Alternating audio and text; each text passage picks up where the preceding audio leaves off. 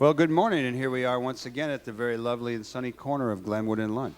We're in the heart of Rogers Park, and we're up here on the stage at the Heartland Cafe, where we bring you another edition of Live from the Heartland. We're here every Saturday morning from 9 to 10 on WLUW 88.7, Chicago Sound Alliance. And my name is Michael James, and I will be the host for this morning's edition of Live from the Heartland. I'm really happy to have as my guest today Alderman Joe Moore, who has really instituted a very creative budgetary process here in the neighborhood, and he'll be talking about that as a participatory budget process.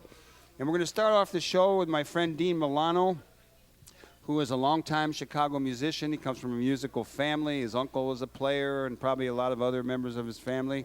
But he has been working for a while on a book called The Chicago Music Scene. And lo and behold, that book, The Chicago Music Scene, the 1960s and 1970s, has just been put out. And it's really wonderful. I got to say, I got up about 5:30 this morning. I spent a good amount of time reading every inscription under every picture. And let's just get going. Good morning to you, Dean. Good morning. This is early for musicians to get up. Yikes. I'm surprised you'd been to bed already. True. Did you play music last night? No, but I have a gig tonight. I got a society gig at a yacht club tonight, so I'll be up till 2 o'clock in the morning tonight. Well, one of the things that, let's just tell people right away that in connection with your book is an event tomorrow called the Chicago Pop Festival. Right. And it's going to be out at the Abbey Pub. And why don't you tell us a little bit about that, and then I'm going to start grilling you on this book you've put out. Yeah. Well, the event tomorrow is a book launch and a book signing and a preview of this festival that we're going to put on in the spring. And tomorrow at the Abbey Pub, starting at 1 o'clock, we're going to have about a dozen featured acts. Muriel Anderson, the guitarist, will be there. Special Consensus Bluegrass Band, Rocco and the Hat, the new Wilderness Road Band. Michael Miles, but I can't think of all of them offhand. A great jazz band, some great Chicago jazz players are going to be playing. And then we're going to have sort of a jam session where a lot of other bands are going to come up and play. The Roseland Band, I think guys from Jamestown Massacre will be there. Food included in your ticket price. It's $25 at the door, $20 online. We're not allowed to say how much things cost, just to reflect. Oh, sorry. You got to warn me. Sorry. I should have. You just mentioned the Wilderness Road Band, the new Wilderness Road Band. I didn't know about that. Well, is that Warren Lemming? And it's Nate Herman, and then Jimmy Tomasello from the Old Town School of Folk Music, and 3 or 4 of them, Mike DeWan, and several other players are playing with Nate as the new Wilderness Road Band. I don't know if they're going to go on the road or anything, but this is the band they're doing for our event tomorrow, yeah. Well, they were actually the band that was playing at a place called Alice's Restaurant on Wrightwood back in 1970 when Rising Up Angry put on one of our first People's Dances, and that was actually the day that I got my jaw broken by an unruly patron, and I had pushed him and turned around and told everyone to get him out of there before the PIGs came, and he sucker punched me from the rear. So you just brought up another memory. That's what this book just brought up lots and lots of memories. I mean, there's not only a picture of the Heartland Cafe from the early days, but there's references to musicians that I hadn't remembered. Dean Milano, tell us a little bit about what brought you to do this book.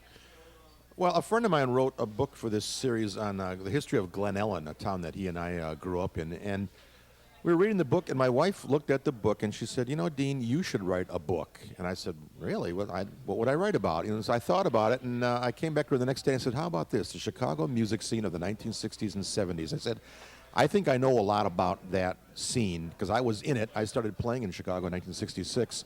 So I know that scene pretty well. I said, I think I could write an interesting book on that, and I think people would be interested in reading it. And as it turned out, people are jumping up and down over this book. I mean, everyone I've talked to has said the minute they get it in their hands, they can't stop reading it. They read the whole thing from cover to cover, and everyone just loves it so far. So, well, I think you did a good thing. I mean, a book with pictures, and you include many, many people in the pictures.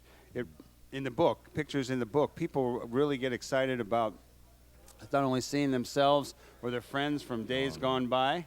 And you talk about the process, about how you went about doing the book. Just so everyone knows, we're talking about a book, the Chicago music scene, the 60s and 70s, and it's broken into a number of sections. You start out, I believe, with the folk scene.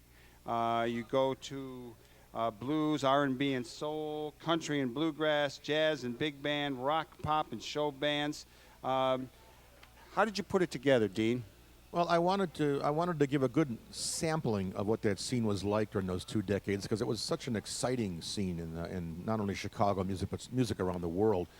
And of course, it's not an encyclopedic work. I couldn't cover it in intense detail in a book like this, but I thought I'd give a good sampling of what was going on. And I chose those 5 categories. I think those 5 categories kind of covered the different music. And of course, we didn't cover the symphony or the lyric opera.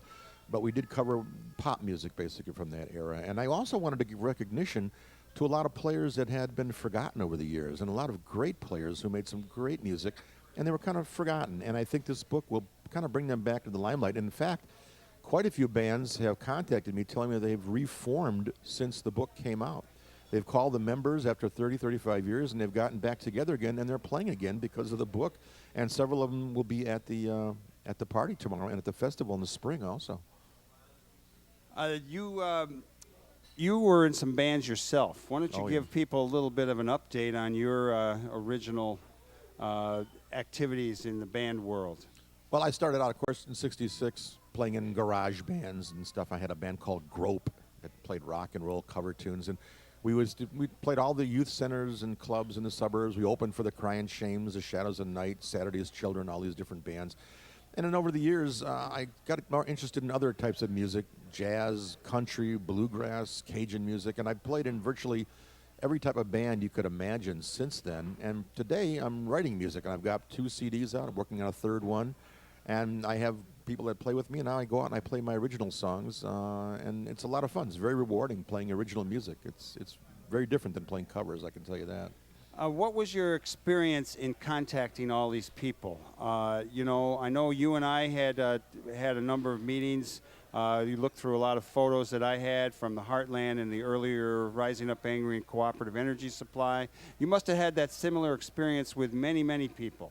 Oh, Can yeah. you cite some really exciting discoveries or some things that shocked you, or Well, what did you get from that process, Dean? One thing I mentioned in the book that was something that I wasn't expecting to happen was that it became a really emotional experience after a while because in regards to a lot of the musicians who have passed away over the years, it was amazing how their music touched people in such an intense way over the years, and all the different tributes that I found to these musicians from their fans. And I got quite choked up quite a few times reading about these musicians, and as I was putting their pictures into the book, it became pretty emotional for me, and I wasn't expecting that at all, but that's kind of what happened, yeah.